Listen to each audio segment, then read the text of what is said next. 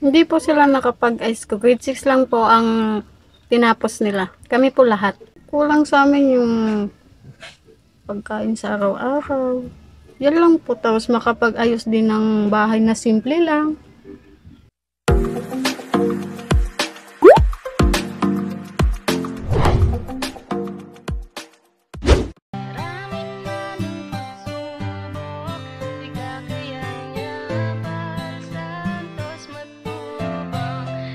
Isang mapagpalang araw mga kalingap mga kababayan. Ayan na, may pupuntahan tayo na isang mag-ina daw no.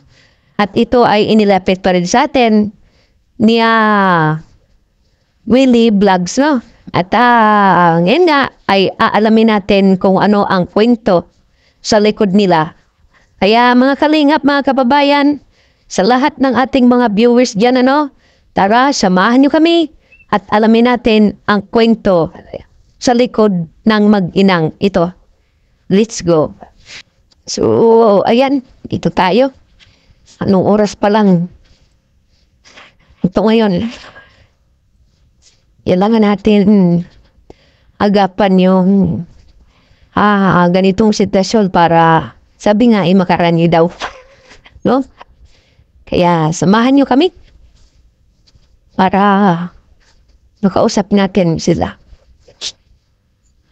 So, dito ang itinuro sa atin. Yan. Okay, bahay. Hello? Yan. Saan po si Kuya Whitley? Sa loob. Nasa loob? Oo.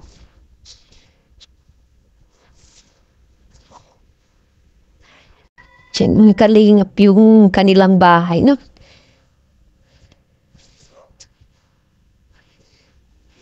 Yan. Maraming bakawan dito.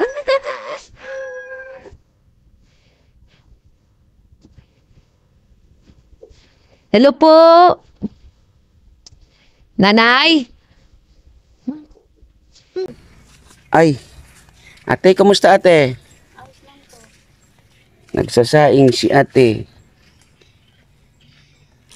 Yun. Pwedeng pumasok ate? Sige po, pasok po.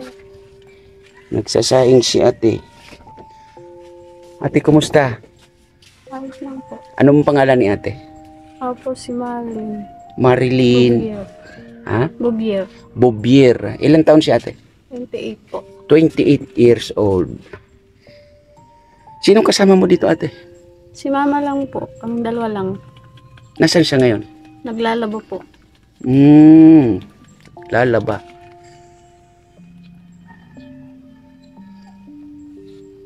Maliban sa inyong dalawa ate, ni mama mo wala na kayong ibang kasama dito? Wala na po. Kaming dalawa lang.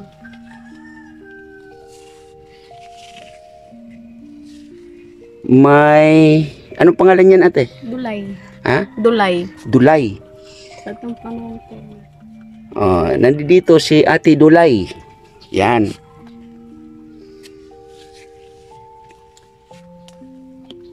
May asawa ka na ate? Wala pa po. Bakit? Ang hirap ng buhay. Mahirap ang buhay. Paano mo naman nasabi ate na pag nag-asawa na mahirap ang buhay? Lalo na pag may mga bisyo. Tapos wala pang trabaho. Hirap ng ganun. Lalo na kung may mga anak pa kayo. Nag-aaral ka ate? Hindi na. Pero nakapagtapos ka naman ng pag-aaral. Grade 6 ang pa, elementary.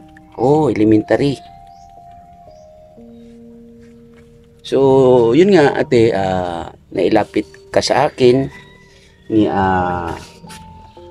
Kuya Willie Vlogs. Ayan. Kilala mo si ate? Si Kuya Willie, kilala mo? Hindi. Hindi. Sino ang kilala mo sa kanila, Kuya Willie? Yung nanay niya po. Yung nanay niya. Okay, okay. So, yun nga ate, no? Si mama mo ay nasa paglalaba. Opo. Saan siya naglalaba? Sa Bukukan po. Malayo dito. Medyo po malayo. So, ngayon ay napasyal nga kami dito para makumusta ang sitwasyon ng inyong pamumuhay. Kamusta naman?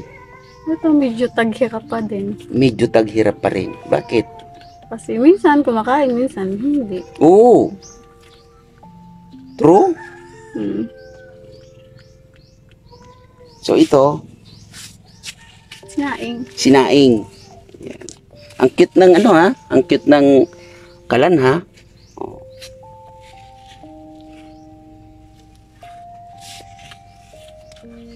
Ate, ikaw ba'y walang trabaho? Wala po. Pero 28 years old ka na.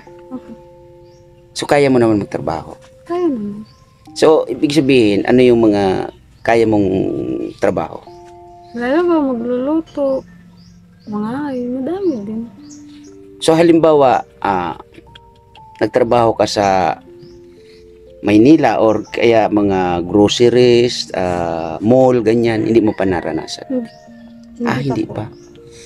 So, hindi ka talaga gumagala or pumupunta ng halimbawa Maynila? Hindi. Hindi. Kasi baka kasi yung mama ko, kasi walang magbabantay na.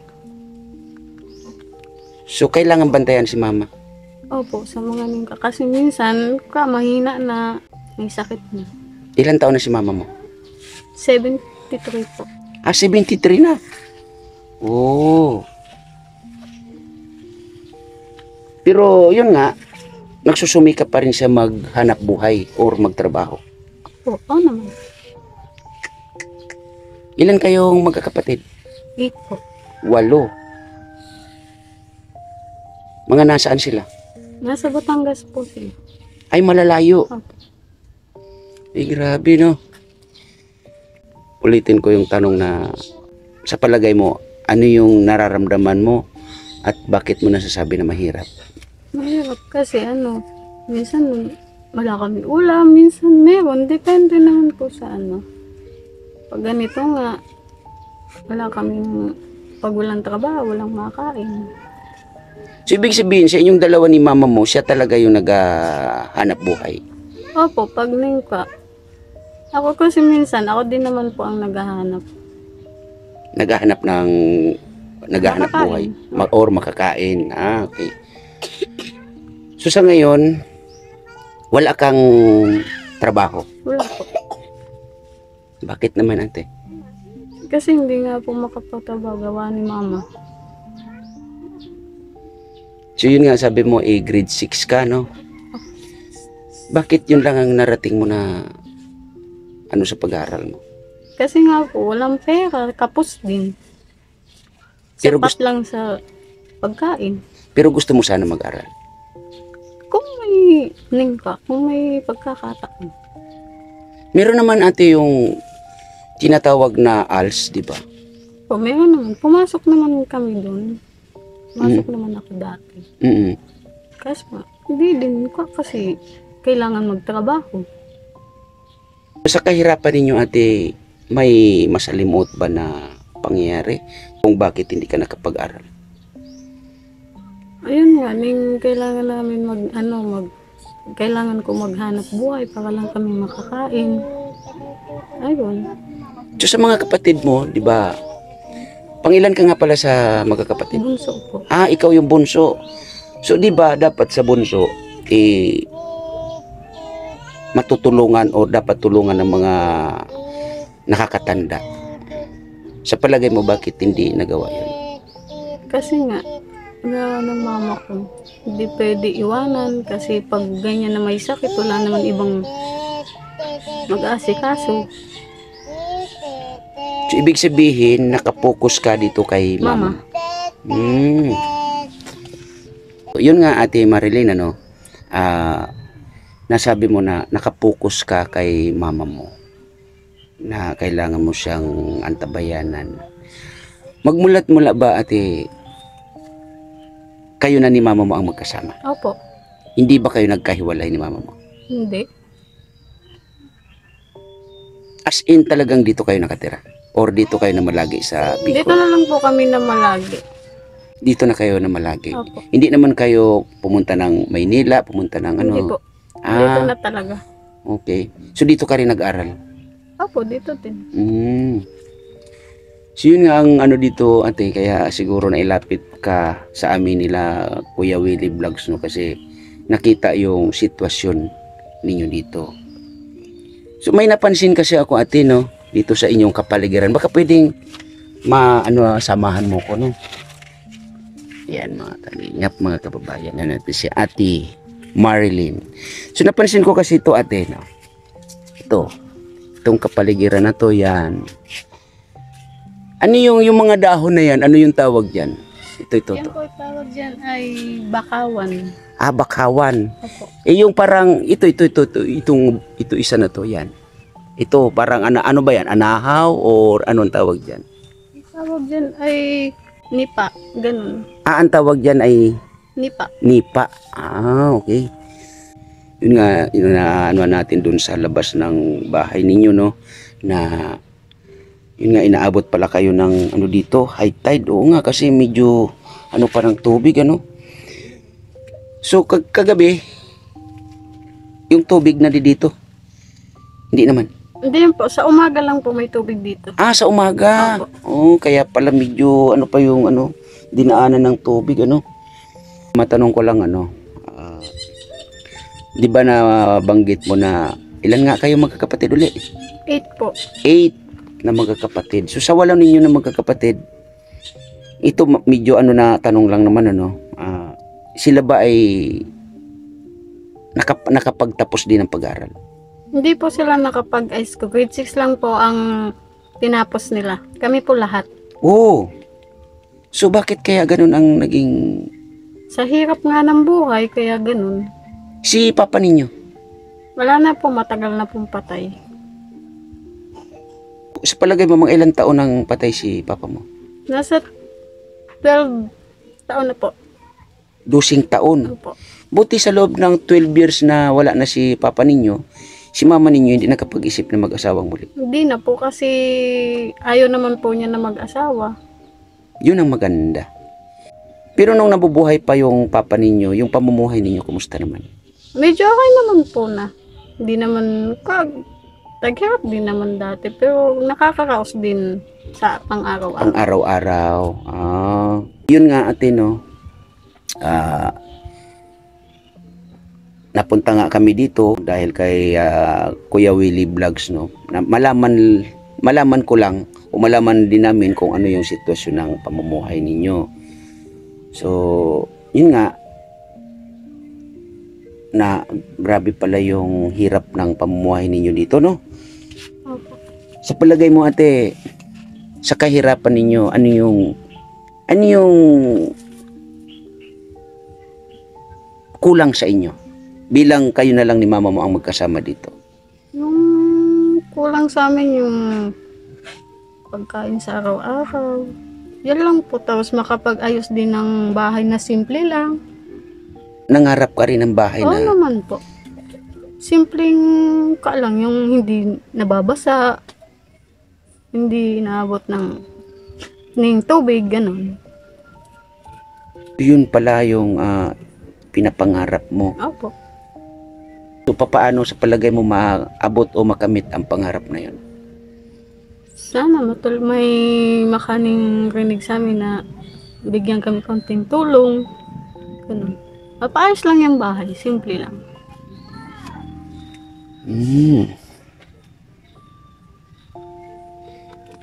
Sa mga kapatid ninyo, ilan yung malapit dito sa inyo? Kami lang pong dalawa. Nino? Ni ate. Ay, yun. Ate, pasok po ate. Ayan. Kapatid mo siya? Ate, Opo. pang ilan siya na kapatid mo? Lo. Pangatlo. Pang-anim. Pang-ano? Pang-anim. Pang-anim po ako. Pang-anim. So, anong pangalan ni ate? Miriam po. Miriam. Ilan taon na po si ate? 39 po. 39 years old.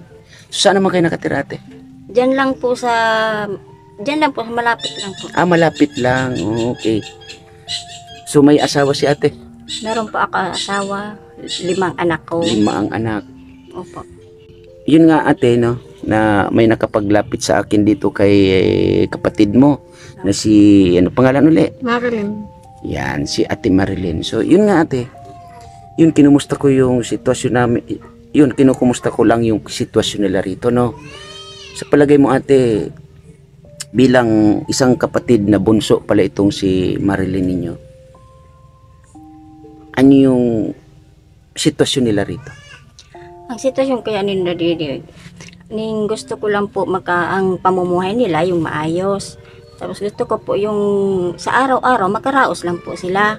Kasi ang kita po ng nanay ko po 150 lang po ang araw.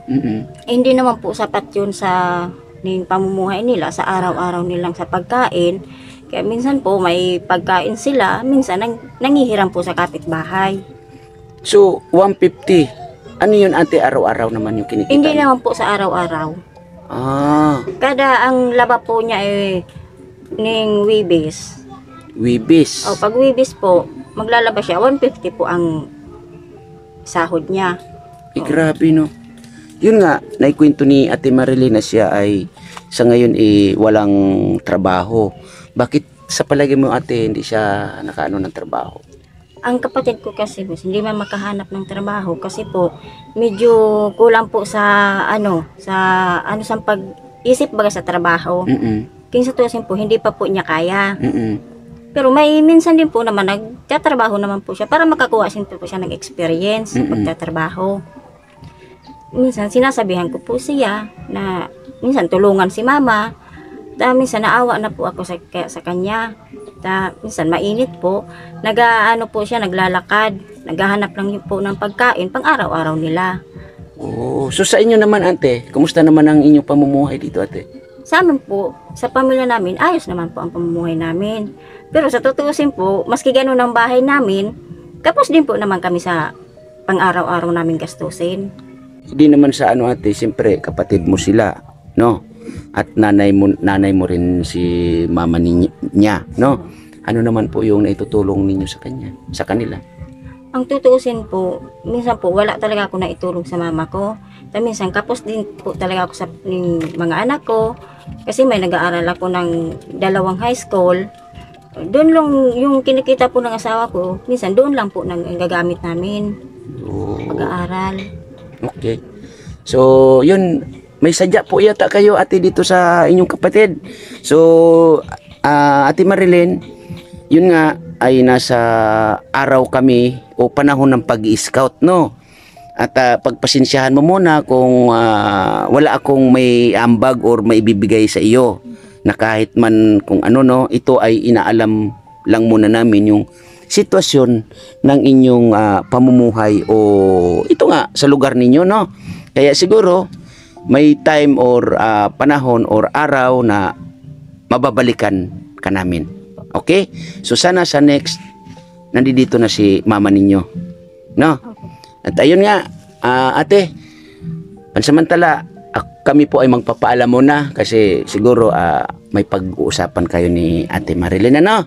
Yan, maraming salamat po, ano? At ito nga po ay may upload ko sa aking YouTube channel. Okay lang po ba sa inyo, ate? Okay lang po. Salamat din po sa tutulong sa amin. Maraming salamat din po sa inyo. Yan. So, yun ate. Basta ganun lang. Makarinig po sa amin ang kwento namin. Nagpapasalamat po kami. King tutulungan po ninyo kami. Yan. So, wag po kayo mag-alala, ate. Pag meron, kung ako man ay meron, kahit papaano, maghahatid po kami ng kunting tulong dito sa inyong kapatid. Yun, Ate Marilyn. Maraming salamat po. Yan. So, ate, maraming salamat again. Salamat po. Yan.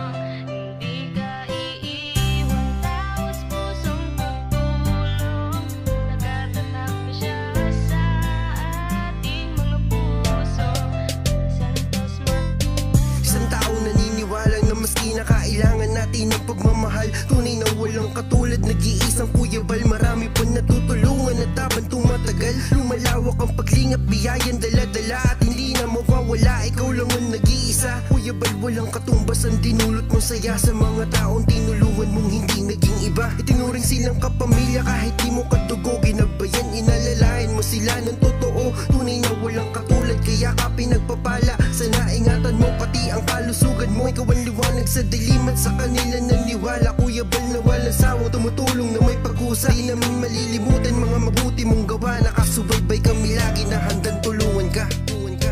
Maraming manang pagsubok, ikakayan niya Bal Santos Matubang.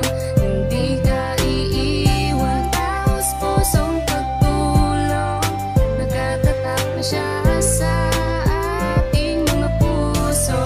Bal Santos Matubang. Napakasaya sa damdamin na merong kagaya niyang may busilak na puso. Bal Santos